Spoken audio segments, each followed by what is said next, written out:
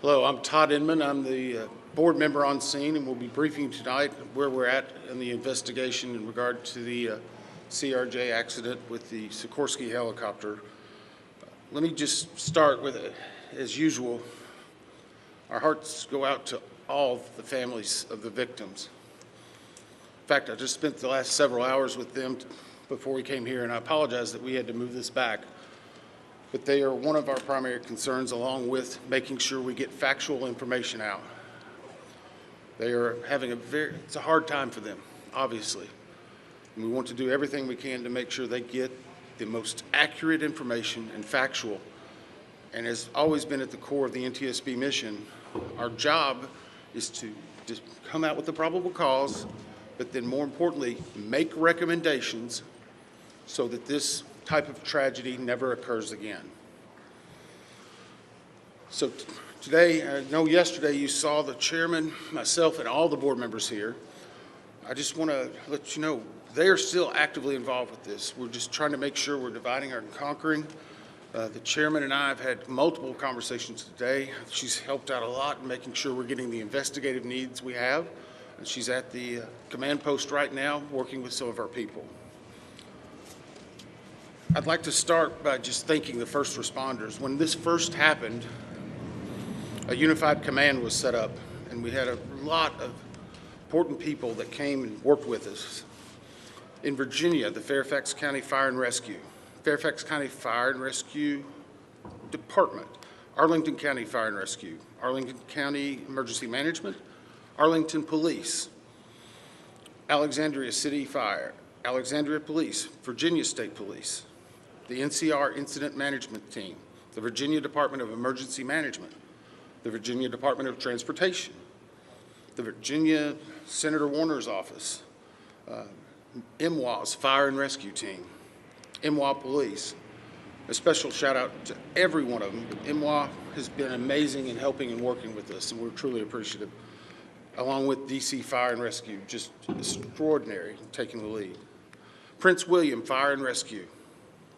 In Maryland, the Montgomery Fire and Rescue, Prince George's Fire and Rescue, Charles County Fire and Rescue, Baltimore Fire, Baltimore Police, Anne Arundel Fire Department, Maryland State Police, Maryland Natural Resource Police, MPD, DCFD, from the federal side, the U.S. Coast Guard, U.S. Army, U.S. Air Force, FBI, Secret Service, Customs and Border Patrol, Park Police, DOD, Naval District Washington, American Medical Response, and yes, the U.S. Department of Labor.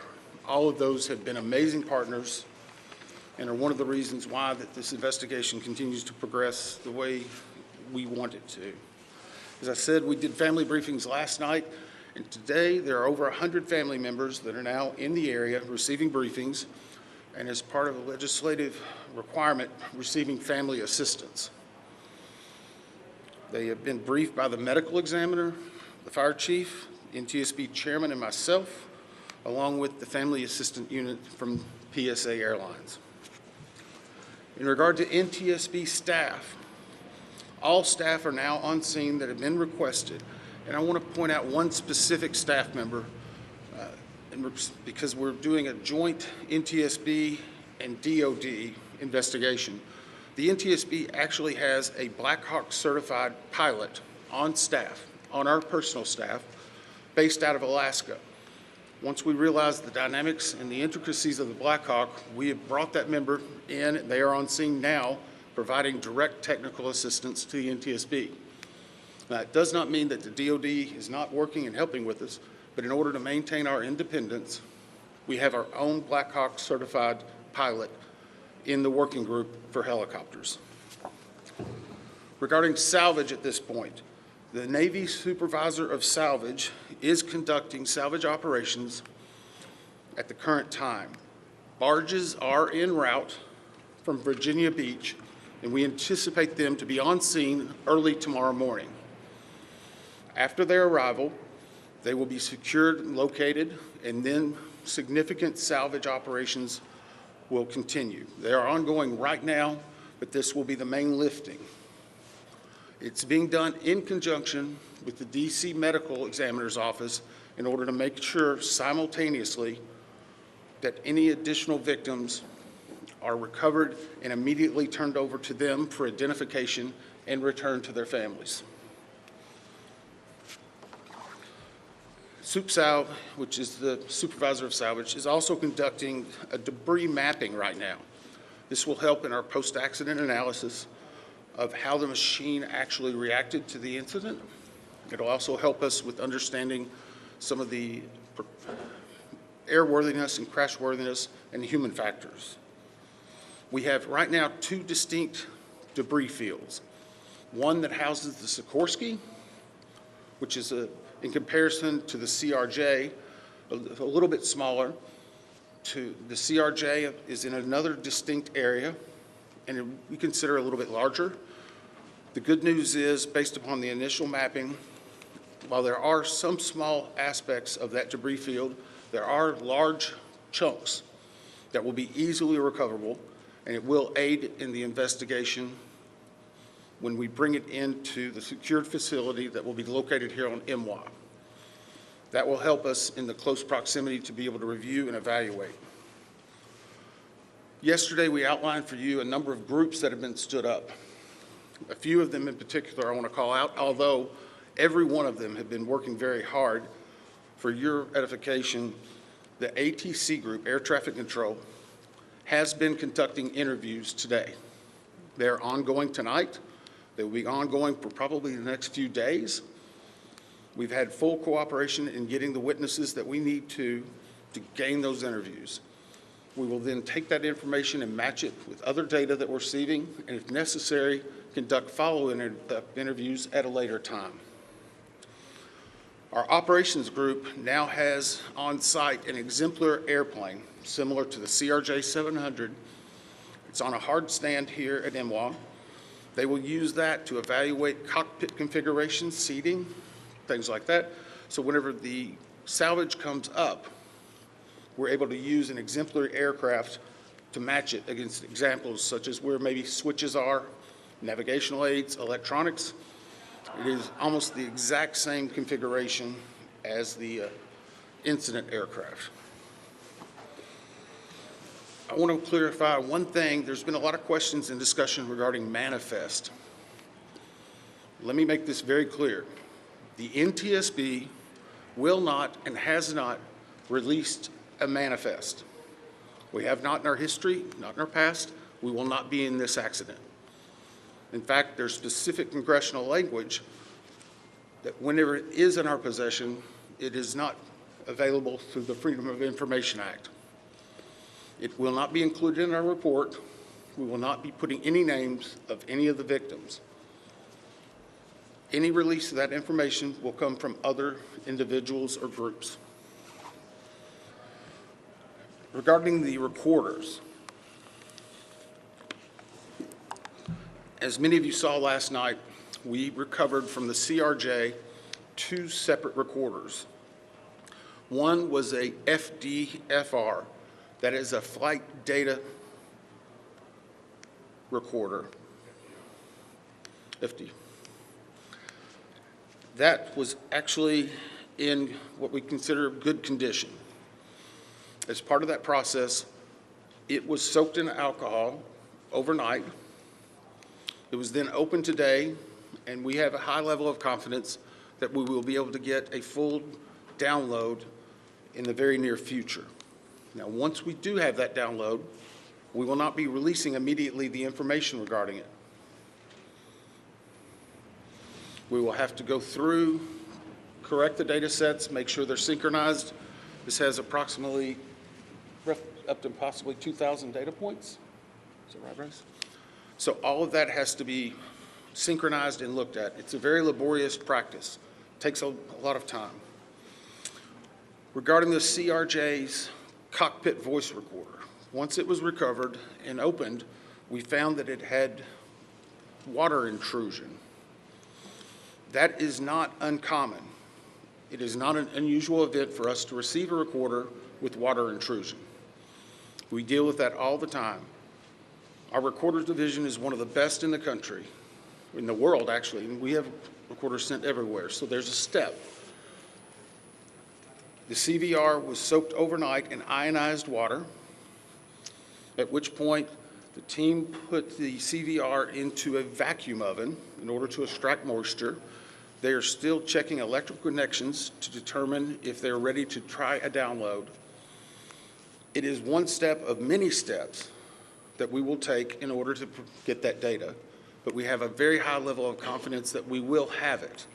We just have to work through a number of steps.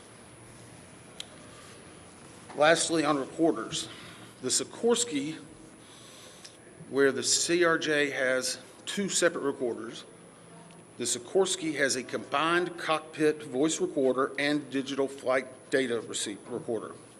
It's in one box. I can report to you now, we have recovered the Sikorsky black box.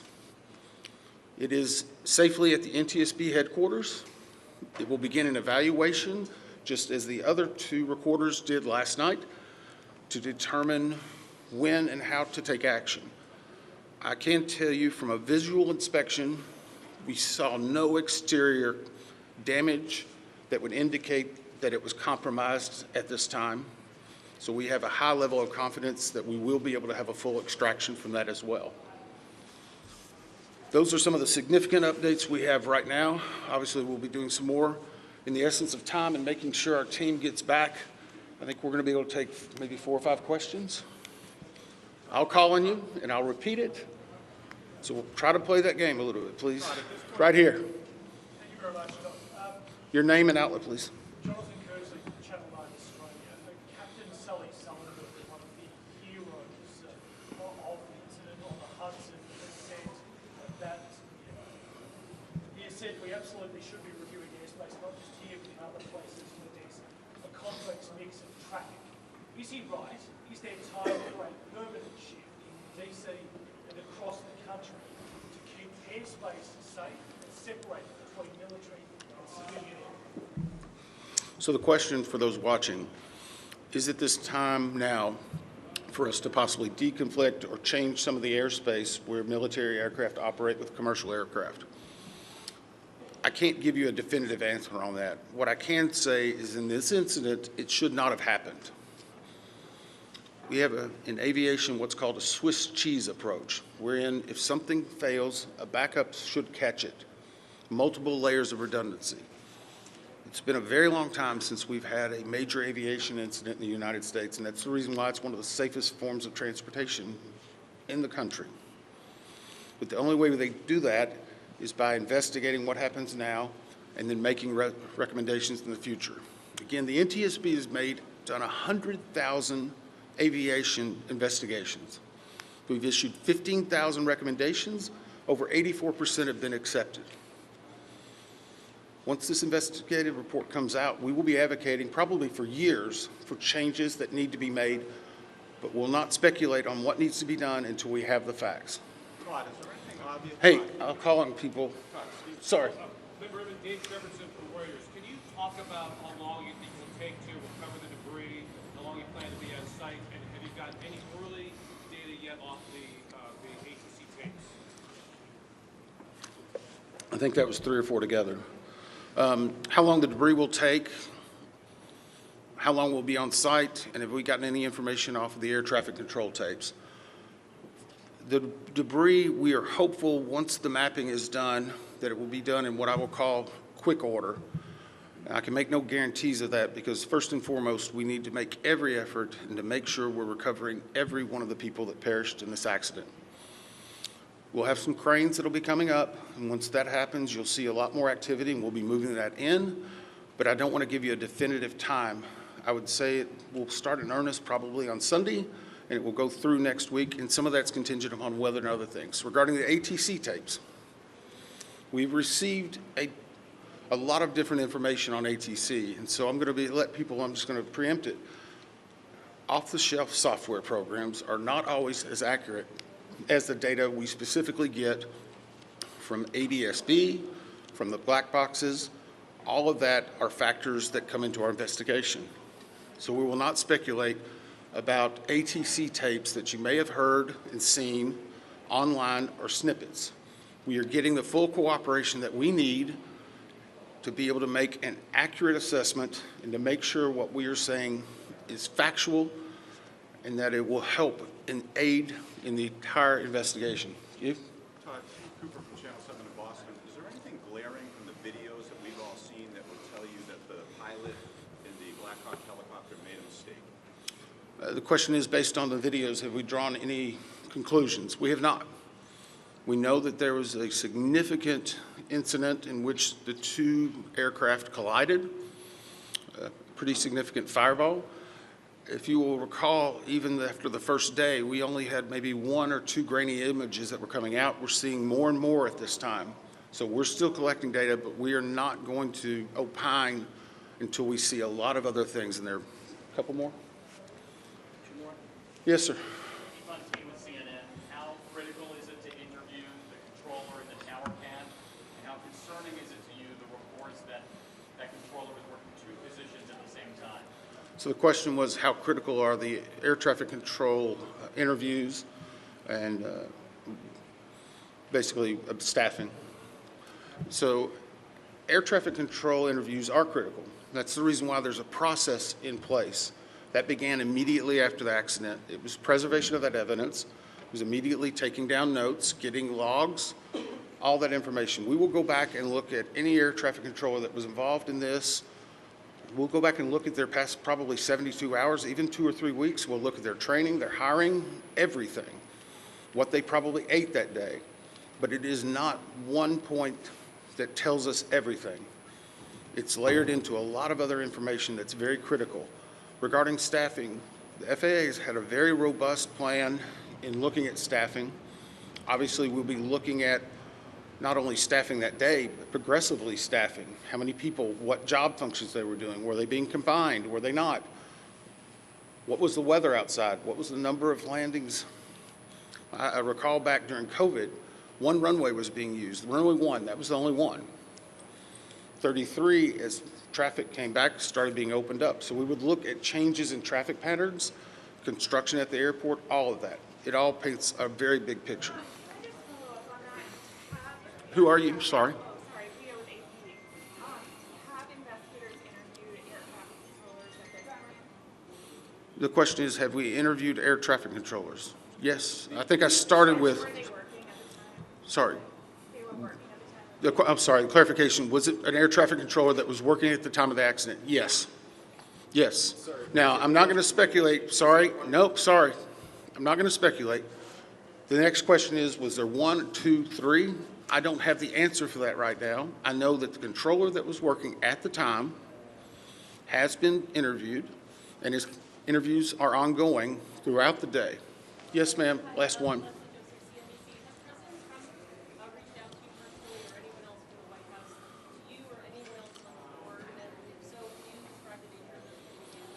The question is anyone from the White House reached out to me or other board members? I won't speak for other board members. I know that the chair did a briefing yesterday. It was publicly discussed and gave some information. I have not received any contact. I'm going to go back to something we talked about earlier. The NTSB is an independent bipartisan board. 58 years as the gold standard. Our job is to find the facts.